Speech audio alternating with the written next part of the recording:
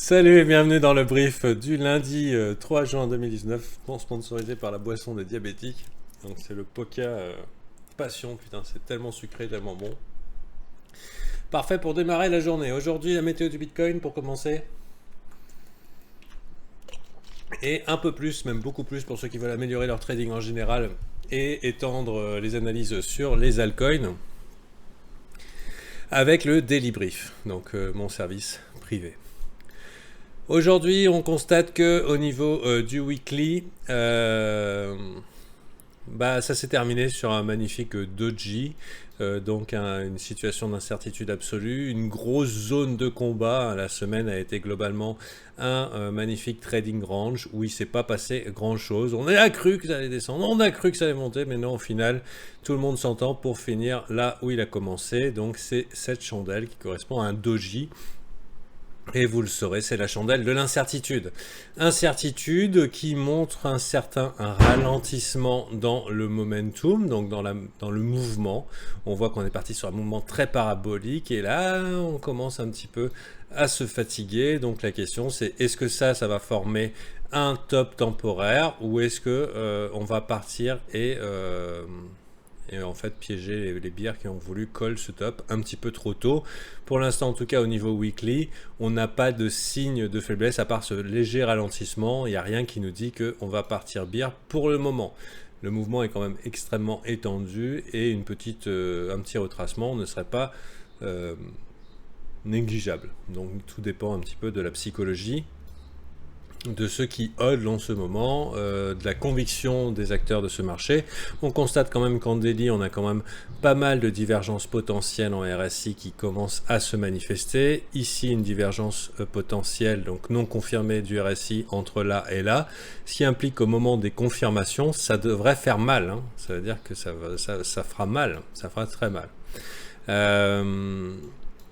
La seule moyen pour que ça n'arrive pas, il faudrait que le RSI parte et break ici. Ça veut dire qu'il passe au-dessus de 90. C'est le Bitcoin, tout est possible. Hein. Tout est possible.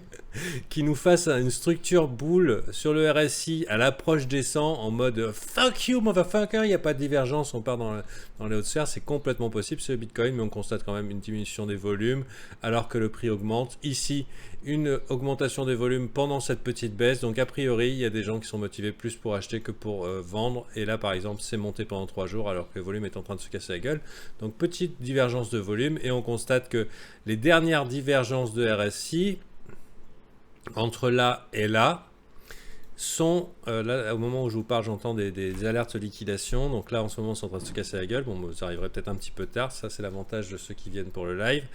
Hop, ici on a aussi une divergence qui elle est confirmée, mais maintenant on attend une jolie structure. Alors ne vous inquiétez pas, hein. Généralement quand il y a des liquidations c'est aussi c'est un moment de panique, mais c'est surtout un moment de retournement potentiel. Ça veut dire que en fait, ça va rebondir très probablement. Surtout quand le marché ne sait pas où il va comme ça. Donc divergence encore, mais il nous manque une jolie structure. Et ce qu'on cherche, c'est une structure en M qui nous dirait ok les copains, ça y est maintenant on retrace et on va aller là dans soit 0,382 retracement de FIB, soit dans les retracements les plus avancés mais toujours boule, 0,618. Bon, ça paraît un petit peu improbable. En tout cas à court terme, mais quoique pas impossible. Je crois qu'il y a des gros levels de liquidation ici qui attendent dans les 7000. Si ces mecs-là se font liquider, ça risque d'être assez violent. Mais on pourrait regarder ne serait-ce que sur le dernier move, plutôt réaliste. Donc si on venait à faire un M, réalistement, on pourrait dire on irait vers les 6500. Réalistement, et plutôt, ouais, même très réalistement. Je sais pas si ça se dit réalistement, mais bon, c'est pas grave. Je vais reprendre ma boisson d'énergie. Hein.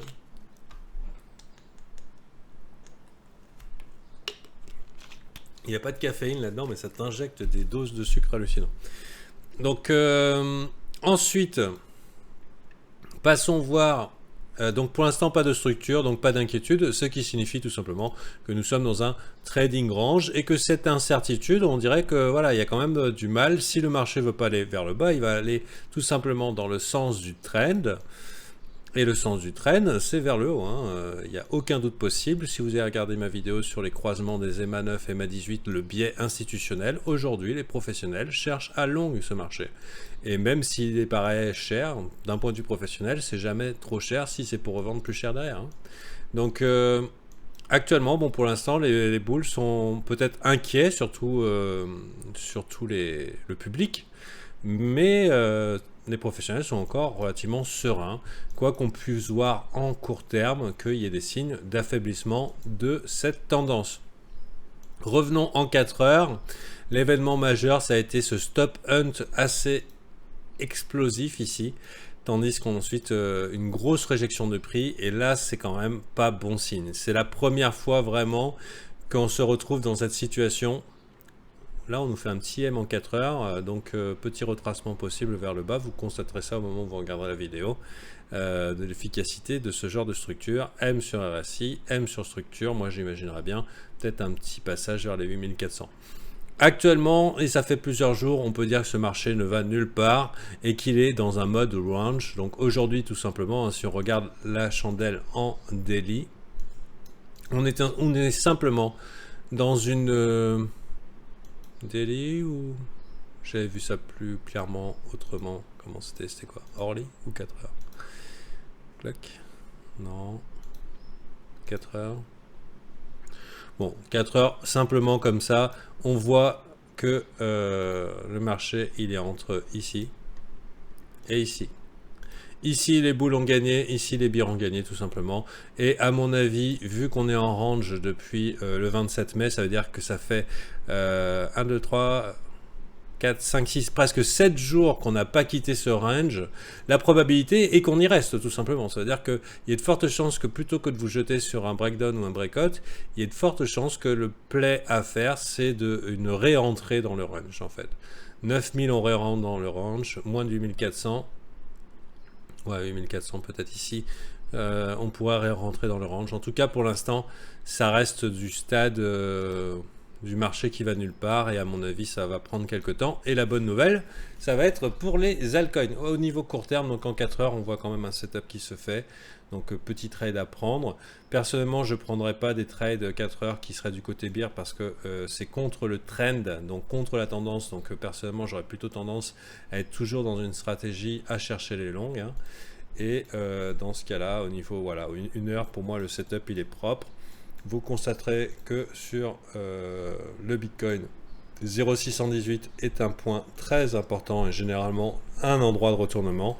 0,618, et j'ai constaté récemment le sweet spot, ce qu'on appelle le sweet spot, vous pouvez vous renseigner, 0,702 dans le pire des cas. Ça ferait sens par rapport à la zone de travail ici. On a quand même aussi ici une grosse mèche, une grosse ombre, et ça peut être aussi un lieu d'entrée potentiel. La mèche qui indique tout simplement que le prix a été fortement défendu et instantanément mangé. Donc ça veut dire qu'ici, il y a des gros sous qui attendent volontiers qu'on y aille. Mais c'est pareil aussi pour les bières. Donc voilà, pour l'instant, on est coincé. Et la bonne nouvelle, ça se passe pour les alts. Et du coup, nous, on va en parler avec les membres du brief. Je vous rappelle le principe du brief. Ça dure 45 minutes à 1 heure, c'est tous les jours, du lundi au vendredi. Ça fait 25 lives en un mois à peu près, où on parle trading, altcoin en général, le crypto market en général, et aussi comment améliorer son trading, sa méthodologie, trading plan, technique, setup, indicateur, et tout ce qui intéresse en fait le nombre d'inscrits, puisqu'on a un nombre d'inscrits relativement moyen, enfin moi je dirais pas faible parce que ce mois-ci c'était 17 personnes et je trouve ça déjà génial, mais ça permet quand même de répondre aux besoins de chacun et aux demandes de chacun.